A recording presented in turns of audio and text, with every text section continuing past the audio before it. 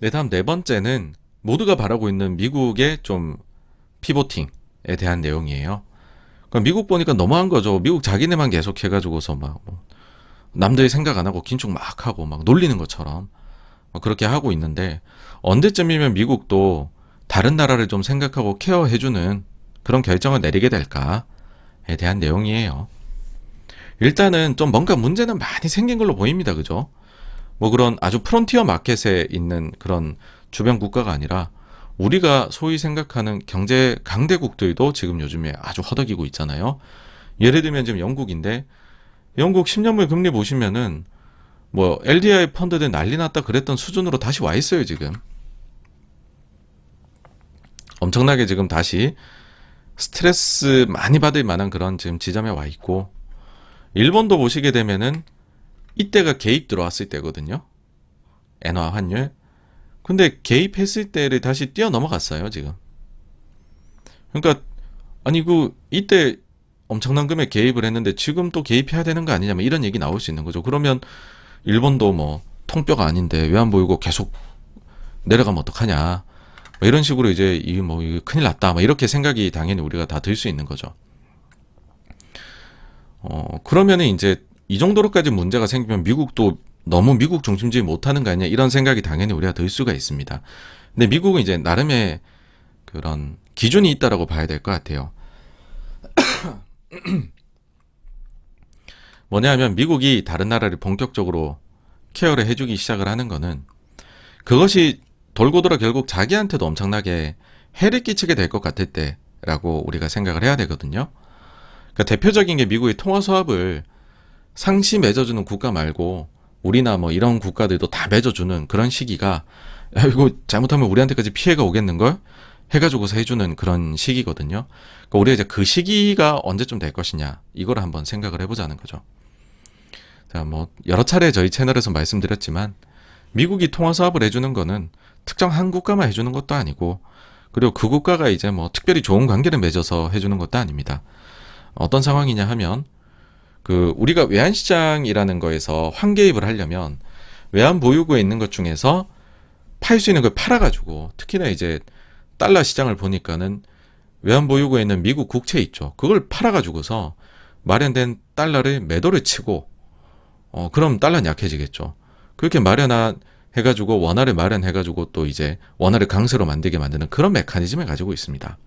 근데 그러면은 미국 입장에서는 이제 그 자국 채권을 팔아버리니까 시중에서 미국 국채 금리가 올라가 버리게 될 거잖아요. 특히 이게 이제 미국이 QE를 한다고 했을 때 문제가 생긴 거죠. 우리는 QE까지 해가지고서 금리를 제로에서 낮추고서 그보다 더 낮춘 것과 같은 효과를 내고 싶은데, 다른 나라에서 우리 힘들어요 그래갖고 국채 팔아버리면 어떻게 되냐는 거죠. 그래가지고서 이제 수합을 맺어주게 됩니다. 근데 이걸 이제 일반론적에서 보면, 관점에서 보면 해외에서 발생하는 무질서함이 미국의 정책 효과를 반감시킬 때 이제 미국이 뭔가 이제 정책 변화에 나서게 된다라는 거죠. 그럼 이게 이제 구체적으로 어떤 상황이냐라고 하면 이겁니다. 이제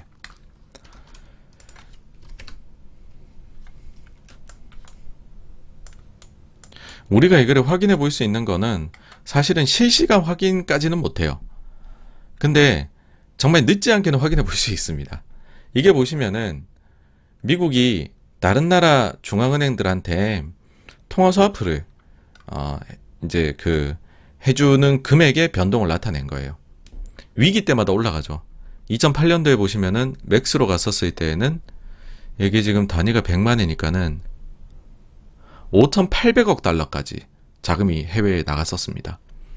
그 다음에 남유럽 위기 생겼을 때 또 한번 이렇게 뭐 1,000억 달러 이렇게 나갔다가, 코로나 때 보시면 또 이게 확 증가해가지고서 4,480억 달러 나갔었습니다. 지금 어떠세요? 뭐 보이지도 않아요. 지금 보면 밑에서 지금 보이지도 않습니다. 그러니까 사실 지금 이제 이 돈을 적극적으로 이때처럼 막 해서 이렇게 뭐 가고 있는 그런 게 보이는 거는 아직은 없어요. 네, 아직은 없습니다. 그러니까 이것 가지고서도 이제 뭐 한국은행도 그렇고 그런 얘기 많이 하죠. 아직 글로벌 시장에서 달러 유동성에는 문제가 별로 없는 것 같아 라는 이야기를 하는 요인 중에 저게 또 하나라고도 할 수 있습니다. 근데 우리가 저거 이제 좀 더 딥하게 보려고 하면 아까 제가 보여드린 저 자료 있잖아요.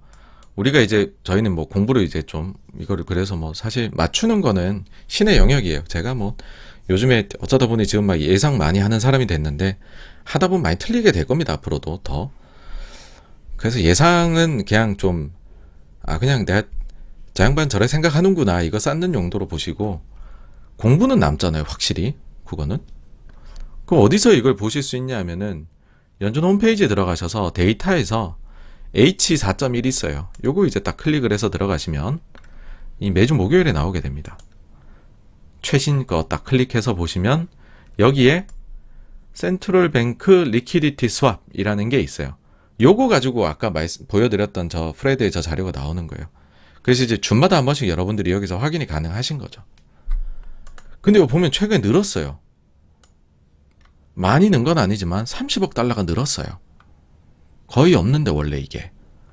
그럼 우리가 이게 이제 누가 빼다 썼는지 또 봐야 될 겁니다. 그죠? 누가 빼다 쓴 거야. 그러려면은 이렇게 이제 시장에서 뭐 실제로 영래포라든지 QE라든지 이런 거를 실제로 책임지고 관장하는 데는 지역 연은 중에서 뉴욕 연은입니다. 그럼 우리가 이제 뉴욕 연은 홈페이지에 들어가 봐야 돼요.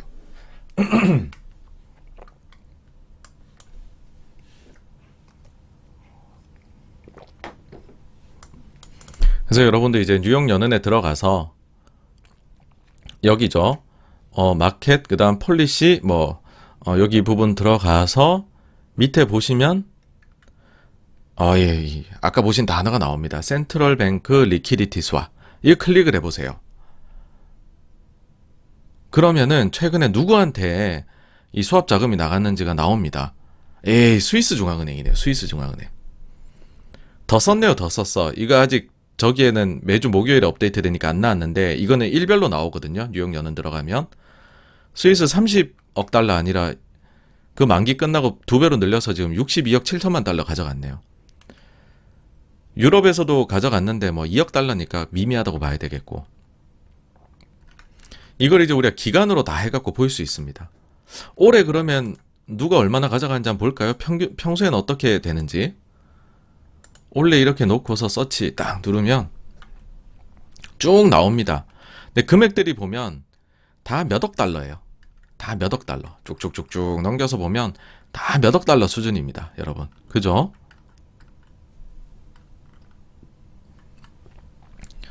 뱅크 오브 저펜은 뭐 400만 불 하려면 왜 하는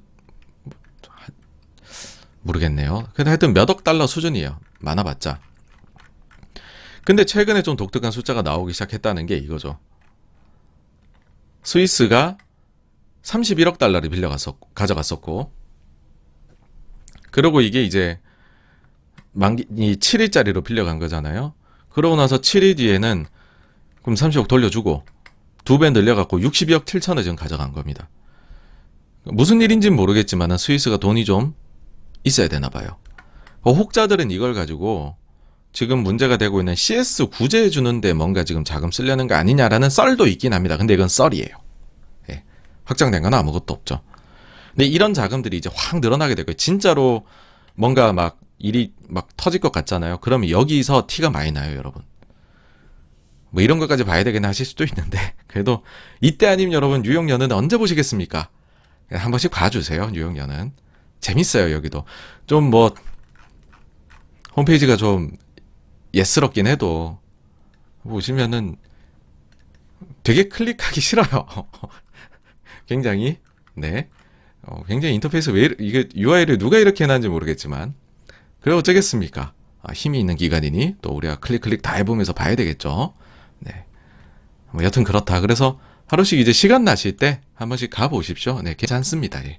시간 금방 갑니다. 이러면 하루가 금방 가요. 근데 이제 저거를 좀 아까 이렇게 데일리로 내가 안 보고 누가 다 정리해줬으면 좋겠다 우리 생각도 들죠. 그쵸? 그러면 역시 이럴 땐 또 연준이 정보 이렇게 다 모아놓는 프레드에 들어가야 됩니다.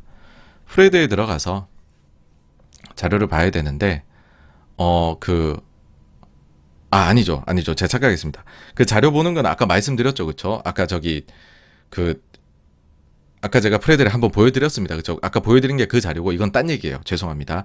딴 건데 이건 뭐냐 하면은, 그래서 지금 글로벌 중앙은행 해외 애들이 뭐, BOJ라든지, 영란은행이라든지, 뭐, 우리나라라든지, 이런 애들이 돈이 좀 있냐 없냐, 당장에 지금 빼다 써야 되냐 아니냐, 그거를 봤었을 때, 그러니까 이게 지금 굉장히 저도 헷갈려요. 헷갈린 게 뭐냐 하면 이것만 봐선 또 애들이 돈이 좀 있어 보이거든요. 그러니까 최근에 보면은 뭐 외환 보유가 많이 줄었어요. 글로벌 중앙은행들이 뭐 달러가 줄었어요. 이런 얘기들이 나오는데 이 시장만 봐서는 또 그렇게도 안 느껴져요. 뭐냐면은 영래포 있죠. 영래포. 미국이 해주는 거 영래포. 유동성 흡수해 주는데 그 영래포의 외국 기관들, 이건 거의 그냥 사실상 외국의 중앙은행들이라고 보시면 돼요. 외국의 중앙은행들도 자기네 외환 보유고 갖고서 미국 영래포 쪽에 짤짤이가 계속 들어오고 있다는 거예요. 근데 그게 최근에 보시면은 일본 중앙은행이 그 개입할 때 요거거든요. 제가 이제 일본 중앙은행이 영래포 저기 있는 거를 빼다가 썼다 이런 얘기 드렸잖아요. 그게 보시면 이거예요. 이때 이제 그 BOJ가 맨날 그 영래포에 참여하던 거를 이제 안 하고서는 그 돈 갖고서 자기네 애나 지키는데 쓴 거거든요. 근데 이건 남는 돈이라는 거죠, 사실상. 근데 그게 지금 중앙은행 해외 애들이 가지고 있는 게 생각보다는 지금 안 줄어든다라는 거예요. 약간 미스테리하긴 합니다. 그래서 요것도 한번 같이 봐보십시오. 만약에 이것도 줄어드는 데다가 애들이 뉴욕 연에서 막 빼다 쓴다 이러면은 긴장해야죠. 그거는. 네. 그러면은 아마도 제가 볼 때에는 미국에서 연준도 가만히 못 있을 것 같아요. 그렇게 되면은 그 해외에서의 파급 효과가 미국으로 분명히 이제 넘어오게 되거든요. 그러면은 정책을 크게 펴겠죠. 반대로. 예. 여튼 그래서 여기까지가요. 미국이 이제 어떤 좀 지표들을 보고서 어떤 그런 지표들이 변화하게 되면 다른 나라를 좀 케어해주기 시작할까, 우리 그걸 한번 공부해보자에 대한 코너였고요. 오늘 준비한 건 여기까지입니다. 저희 한번 Q&A로 넘어가 보도록 하겠습니다.